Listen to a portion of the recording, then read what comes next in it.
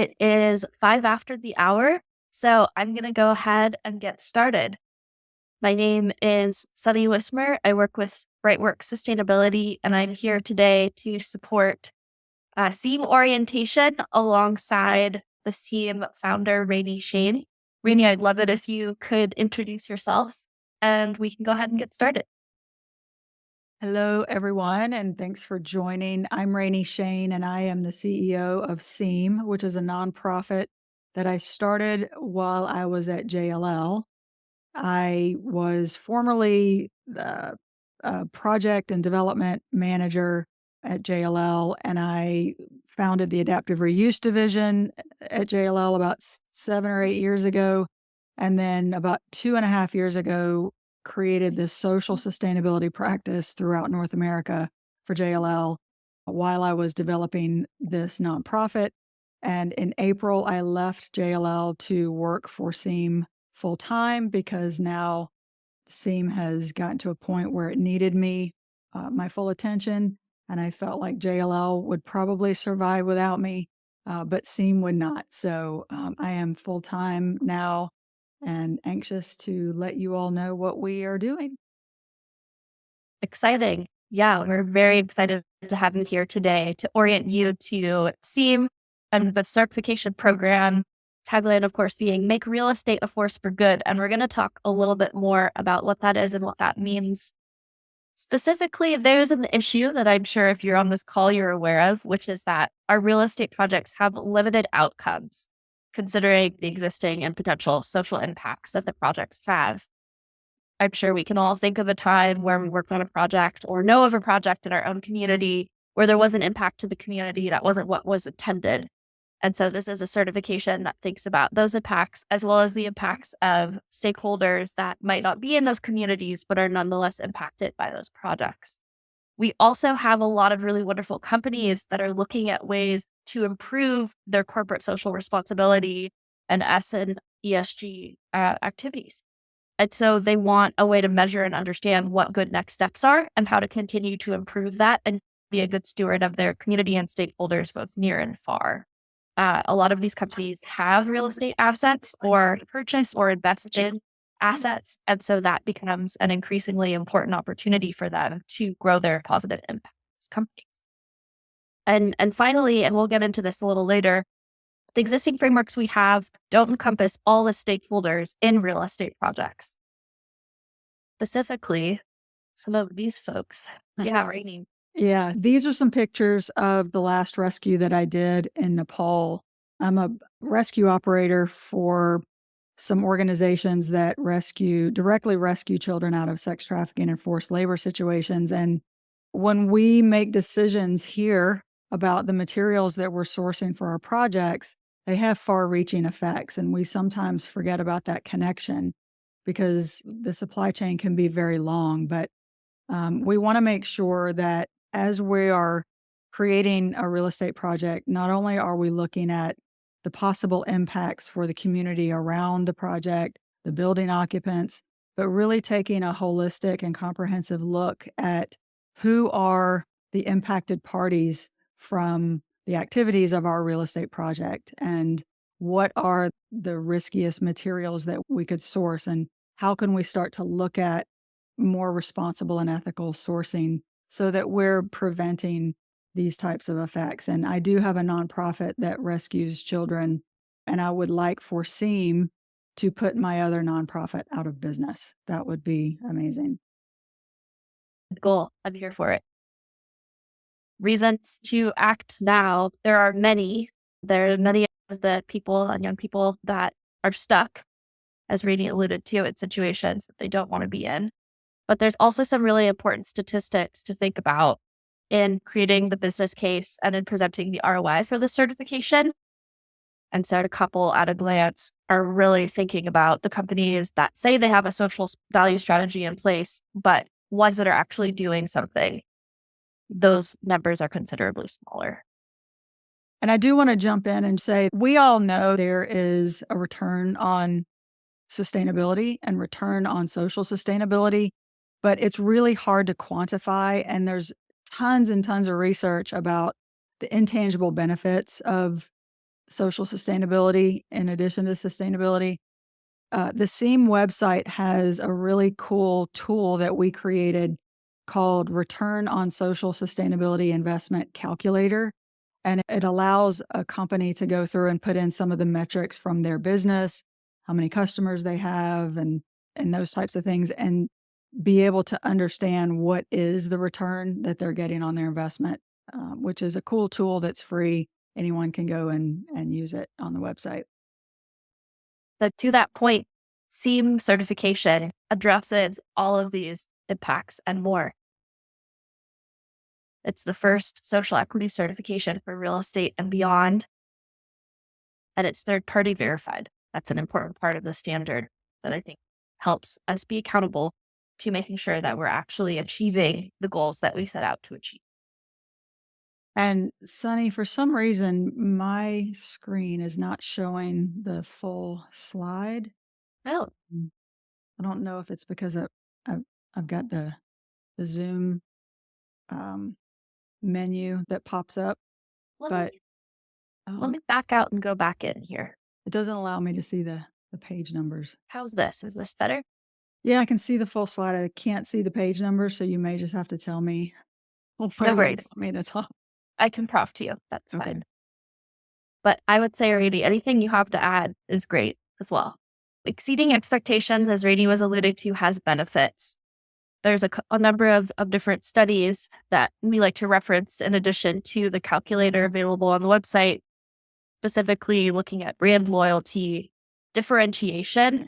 60%, 6% of consumers willing to pay more for products and services from companies that are actually doing something to address this is really significant. Employee loyalty and profitability. So there's a lot to unpack here. I think that it's pretty clear that this is something that will provide additional value. And there's a lot of evidence to support that.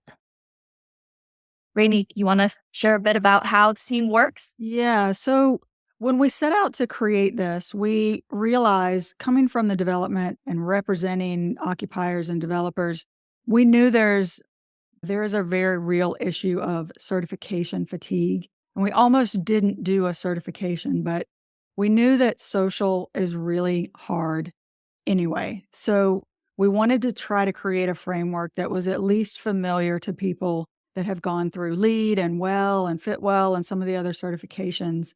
We based all of the requirements on internationals. That's what we did. But we created a scorecard like LEED and WELL. There is a SEAM accredited professional that will guide clients through the process if they are doing silver, gold, and platinum. There is a bronze level, which we hope to make accessible to people that don't actually need or have the capacity to hire a SEAM accredited professional.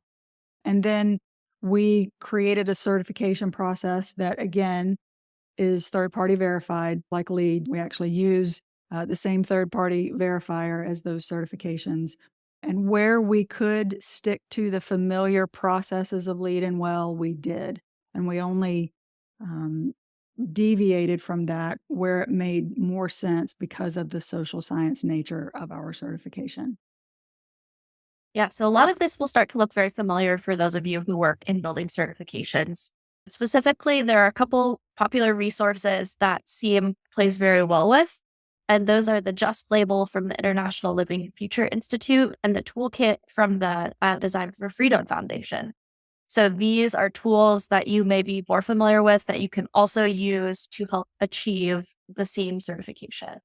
There's also efforts underway with other certifications to create crosswalks and highlight opportunities of overlap. Yeah. And again, we wanted to try to make this as easy for people that would want to pursue a certification as possible.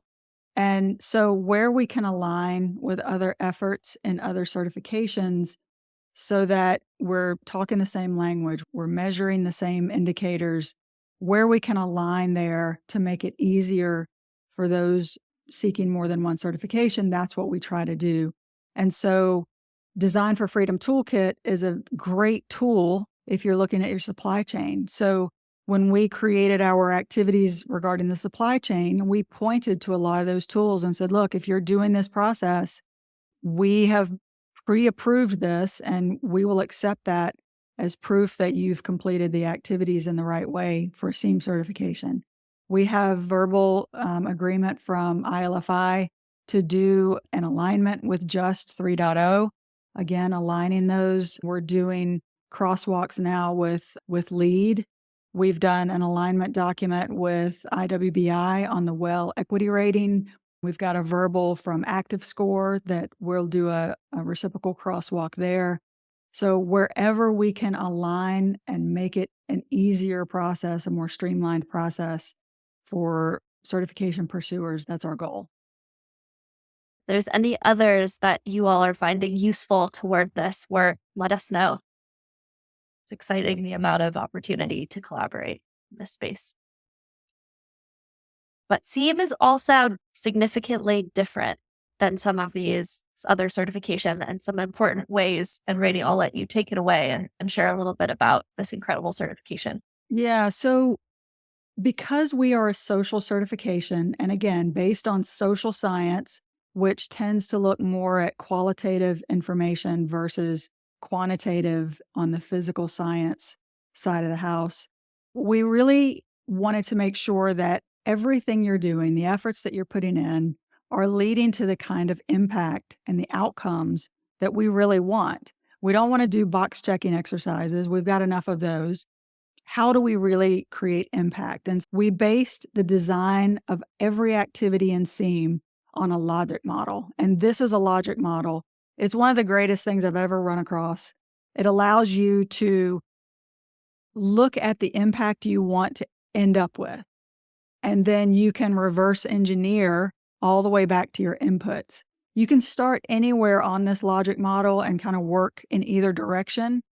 But the reason this is important is because when you're dealing with social, you don't want to, as my grandmother would say, throw spaghetti at the wall and hope it sticks. There are irreversible damages that you can do to people when you're trying to figure this out. So if we look on the front end at how do we create causative activities that lead us to the outcomes that we want, then we're going to hopefully prevent or mitigate any negative harm to people while we're figuring this out. The social science side of the built environment is less developed than obviously the environmental side. So we don't have a lot of formalized research that says if you do this activity and you get this output, it will definitely create this impact for people. We don't have that. And so SEAM is trying to set everyone up for success. And then we will track this information as we go forward. And hopefully we'll get that body of research that we can start to look at causative links between activities and impact once we've gotten 2-3 years worth of projects under our belt. But that's how not only each activity is built on a logic model, but also, and by activity, it would be the word activity is used in SEAM instead of credit. So it's the same thing as a credit if you're thinking about like LEED or WELL. We call it activity because, again, it's part of this logic model. And then there are some activities that require social initiatives to be designed for the project. And again, we run the user through how to design that based on a logic model. That's what this slide is all about. Awesome. Thanks, Rainey. We have a really great question from Beth in the chat. Curious if the SEAM certification is targeting specific projects and buildings or entire portfolios? That's a great question. So SEAM is only for projects. It's not for businesses or organizations, but it lends itself really well to portfolios because about 85% of a SEAM certification is process oriented. It's about how we're doing what we're doing, not what does the building look like and perform once we're done.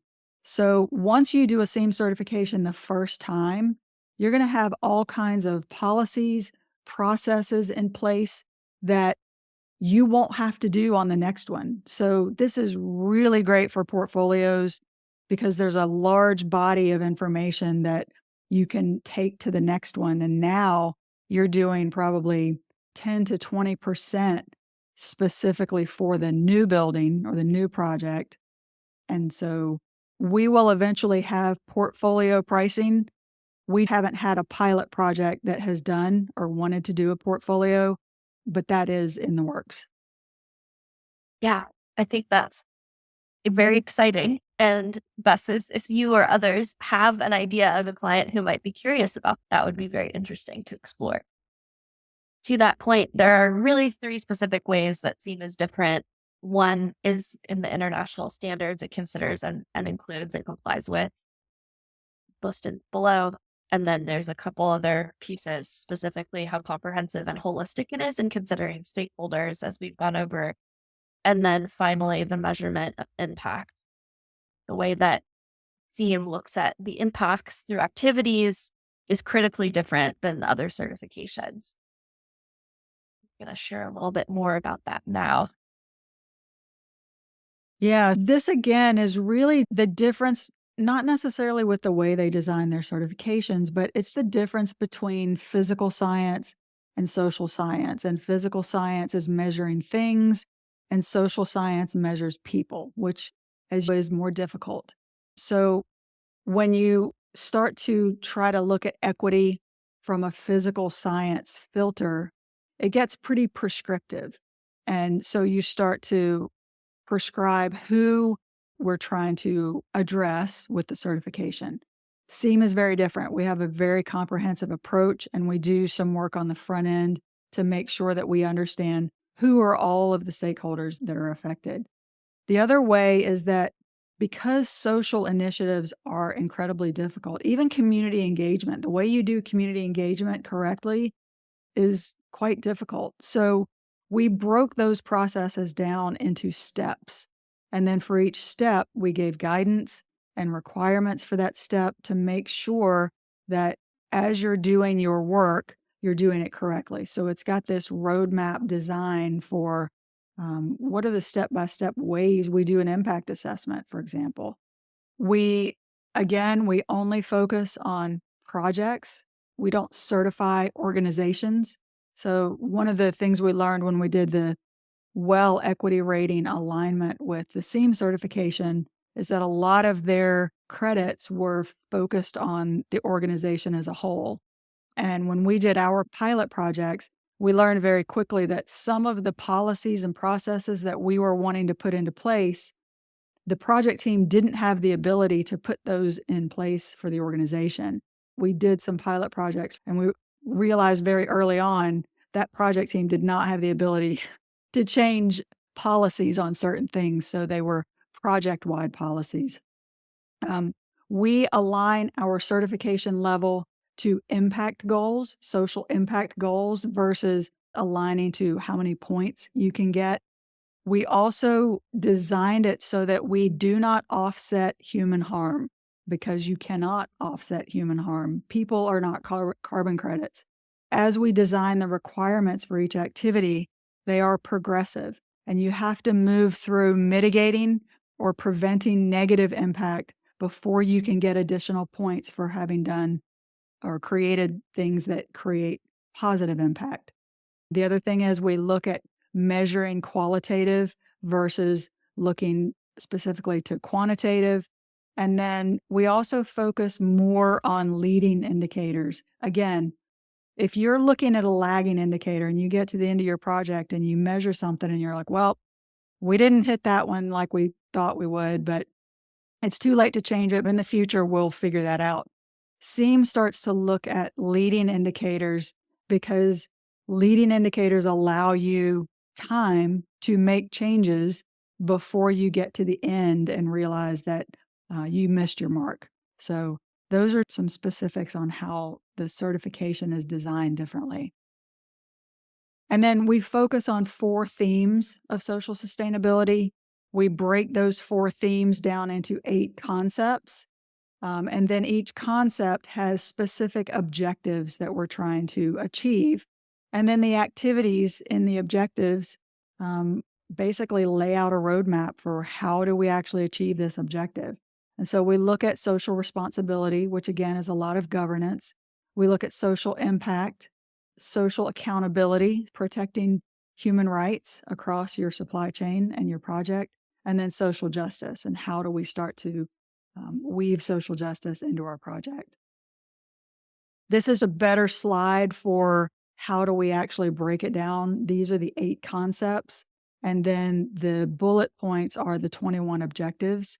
So I won't read these out to you, but this is a great slide for you to look at and be able to understand what are all the categories that we are addressing during this certification process.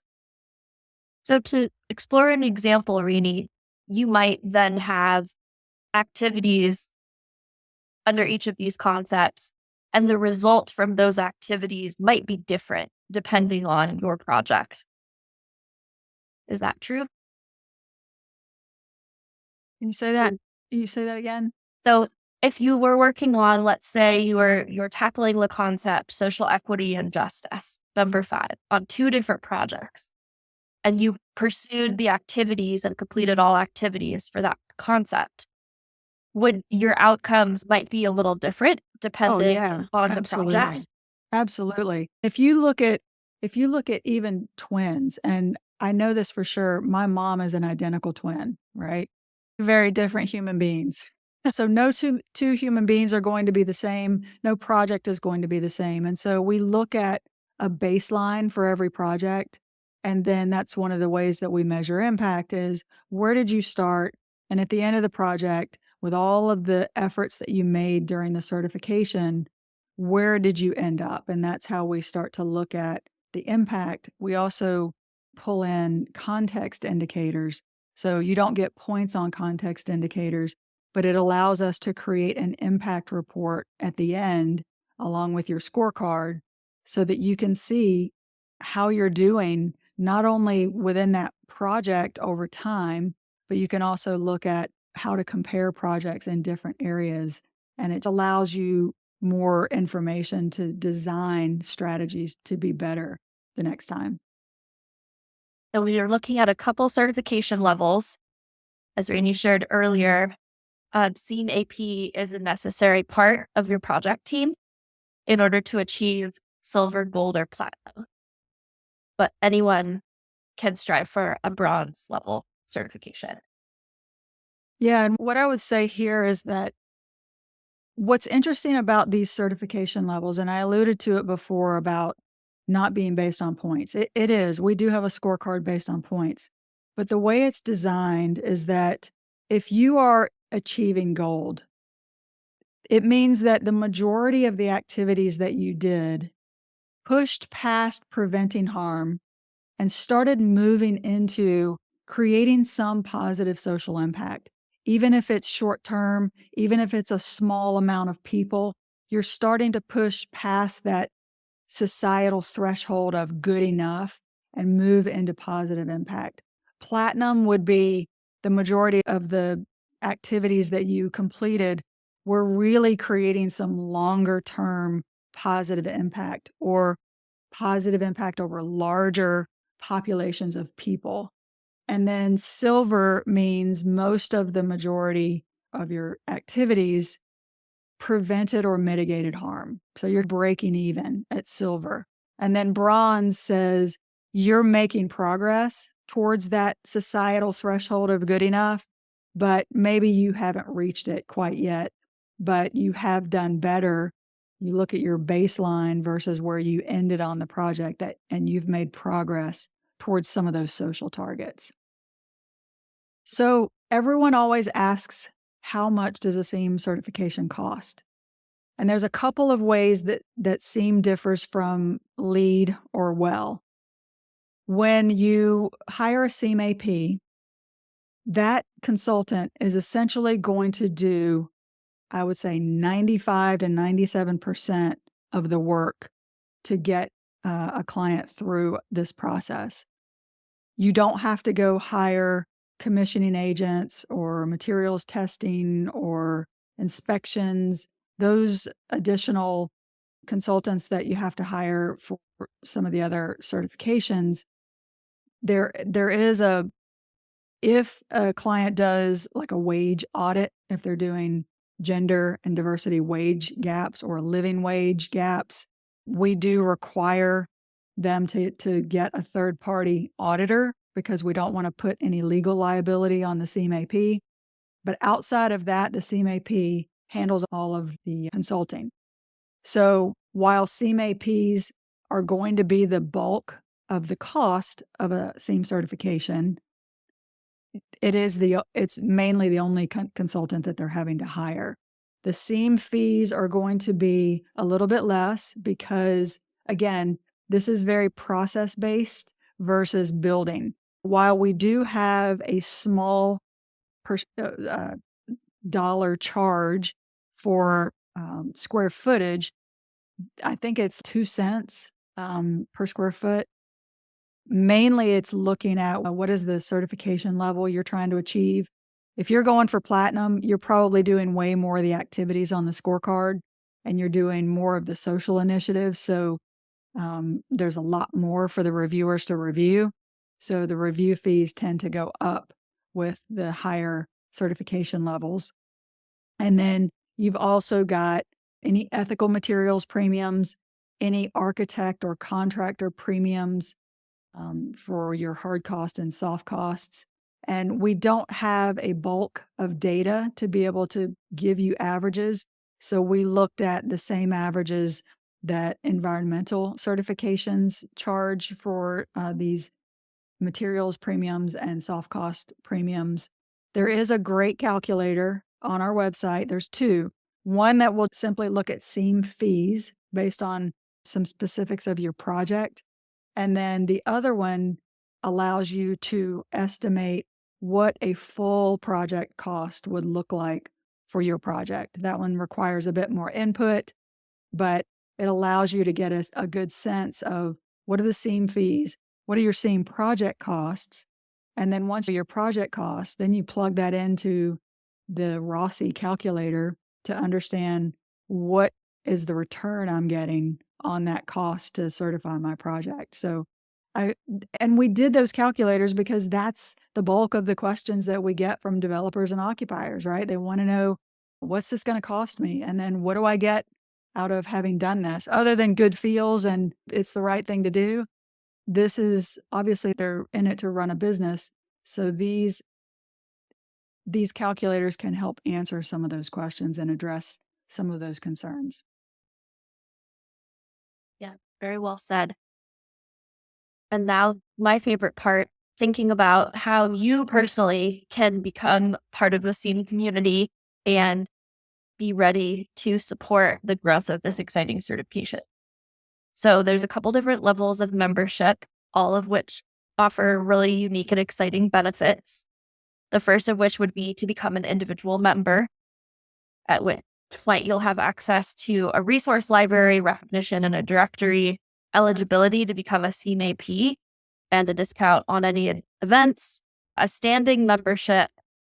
This is a really good option if you're looking to become a CMAP because this will cover one AP training and exam. You can then also use a logo, submit content to the network, receive additional recognition on the website, and receive a small organization membership. So this is really for folks with smaller organizations. Similarly, a ladder membership has a few more benefits and is designed for medium-sized organizations. And finally, an ARC membership is designed for large organizations and allows you to participate in working groups, contribute quarterly to an article on the website, and includes quite a few employee memberships, a couple APs, and an event sponsorship. So these are really clean, exciting packages that I think will speak to many of you on the call. I know we at Brightworks are really excited to train up our CMAPs and dive in and work with clients on this exciting certification. And so I encourage those of you who may also be in the consulting space to really consider this for next year, if not this year, as you continue to round out your own professional development. Do you have any questions on membership? Okay, stop. Cost of the exam. Lauren, thank you. We're going there next. So before we go there, I want to be sure to share that there's a couple ways that SEAM is willing to receive contributions in return for services. So first of all, for many of you on the call, you'll simply be able to pay through a direct financial contribution. That's always a really awesome way to go. It directly supports all of Rainey's time and other bits and pieces that the team at SEAM might need in order to make this all happen and work for you. The next thing that you can consider doing is referring new members on the level you want to join in order to work up to the value of the membership that you're looking for. So that's another really exciting opportunity to consider if perhaps paying through a direct financial contribution isn't quite in the budget right now. And then finally, earn your membership. That's something that I'm excited to be doing here with you all today, which is participating and offering skills in needed areas. So as many of I used to do more community engagement work professionally. And so I'm excited to be here supporting with that. And there's opportunities and needs that SEAM may have in the future for additional support. So this is a really exciting way, I think, for the community to grow. And I would love to chat a little bit more about this as well. But I think in the effort of answering Lauren's question, we're going to go ahead and jump to the AP program, which again demonstrates knowledge and understanding of embedding social equity in the built environment. And so this is the AP program.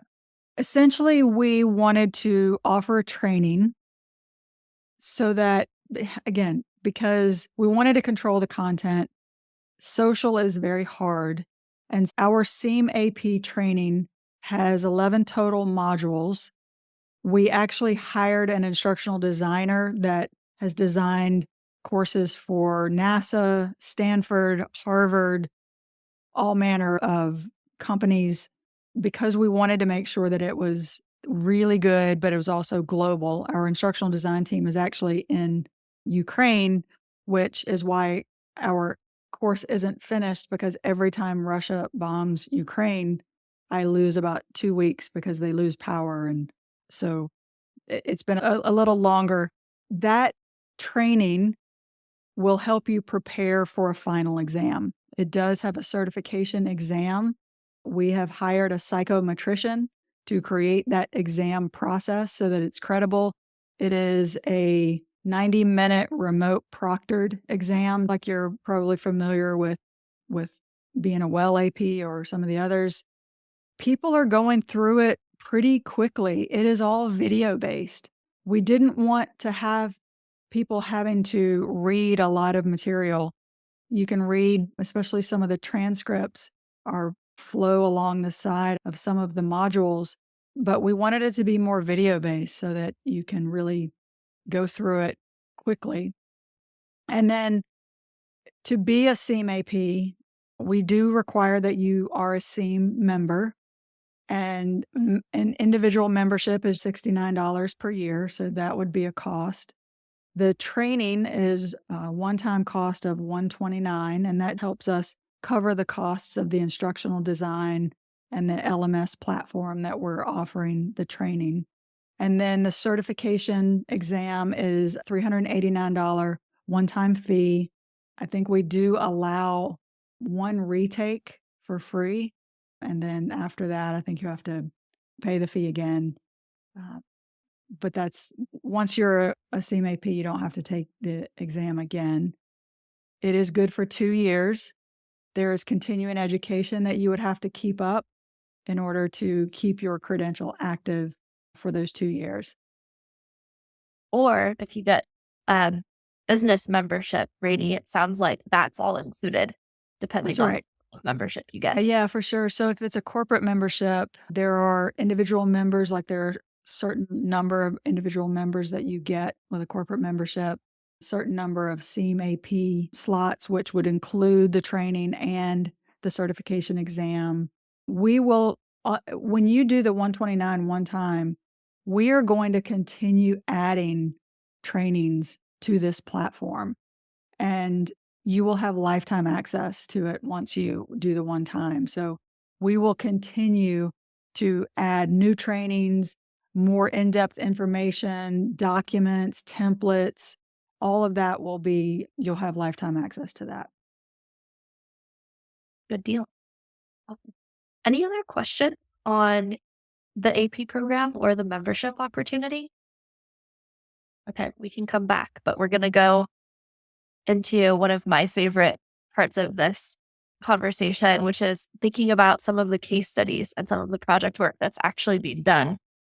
So this is a really exciting project that I think some of you on the call will know in Seattle, right outside, or I believe it might even be inside of, now that they've changed like the boundaries of this neighborhood with the removal of the viaduct, the Pioneer Square neighborhood in downtown Seattle.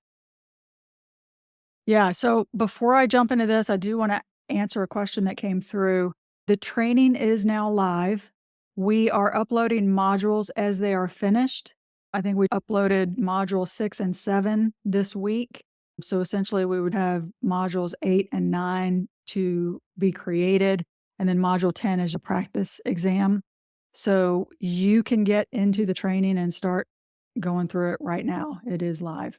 On the case study, so this is the absolute first pilot project that we signed up, and Greg Smith from Urban Visions, he's the developer. They really had this in their DNA. They are longtime Seattle natives. They really wanted to make sure that their project had positive community impact. It is in a place called Pioneer Square, which is in Seattle. And essentially, they are on track to get bronze. They did have some people leave right at the end that were helping with the SEAM certification. But essentially, what we looked at and what we ended up changing is all of Urban Vision's policies around procurement, the way they procure their materials, their suppliers, all their code of conduct. And what was cool about this project is every single one of our policies, all the governance, while we only mandate that it covers your project, you can apply it to an organization. And Urban Visions chose to. So all of the policies that they adopted for this project, they applied it to their organization, which is absolutely amazing. So I could answer a bunch of questions about this project, but ultimately we ended up doing community engagement, and we went to, there's a shelter right around the corner from here called Bread of Life. We ended up doing face-to-face interviews with the people that were staying at that shelter that were experiencing homelessness, and Urban Visions listened. What developer do you know of that's going to listen to and incorporate views from, again, those were stakeholders of the project. They were displaced when this project was created. They live in that neighborhood. And while most developers would completely write off the fact that someone that is experiencing homeless in their neighborhood, Urban Visions didn't. It was really quite amazing to watch.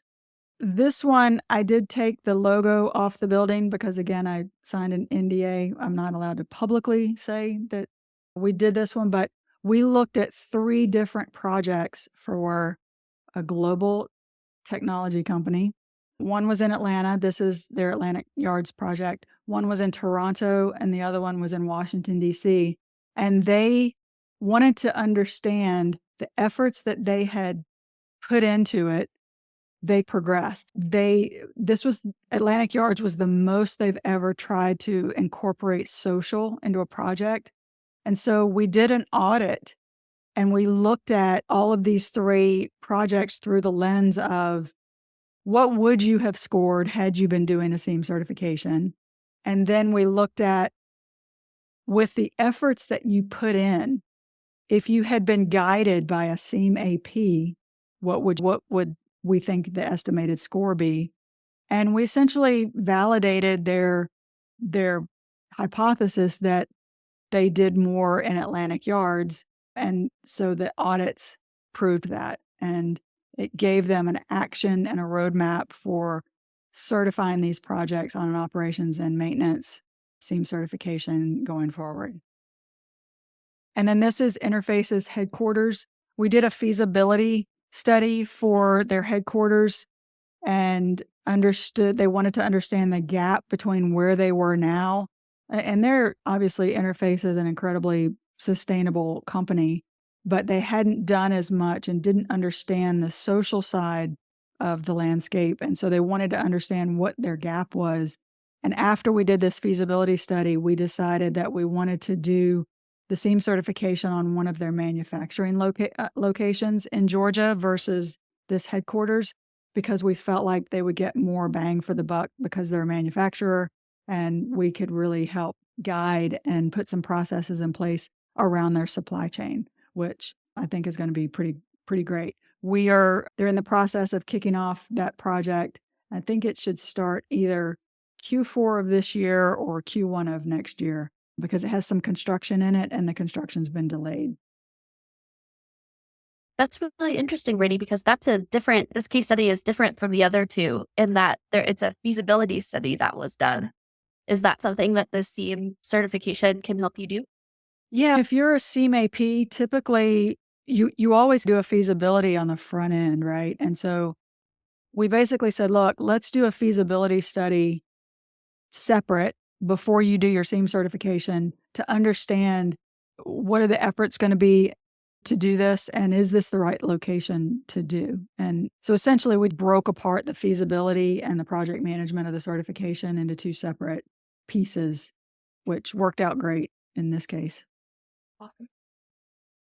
Well, we're coming to the end of our time. We didn't have as many questions as I was anticipating, but we've made good progress. We've got about 10 or so minutes left in our hour together.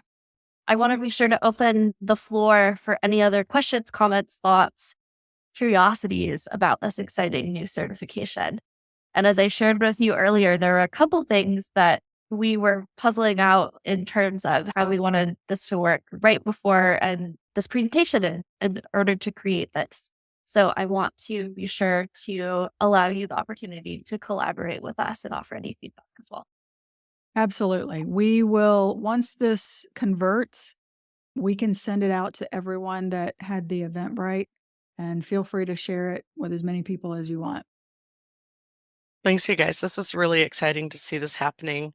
I know a lot of our clients have a desire to make a change and to do something different.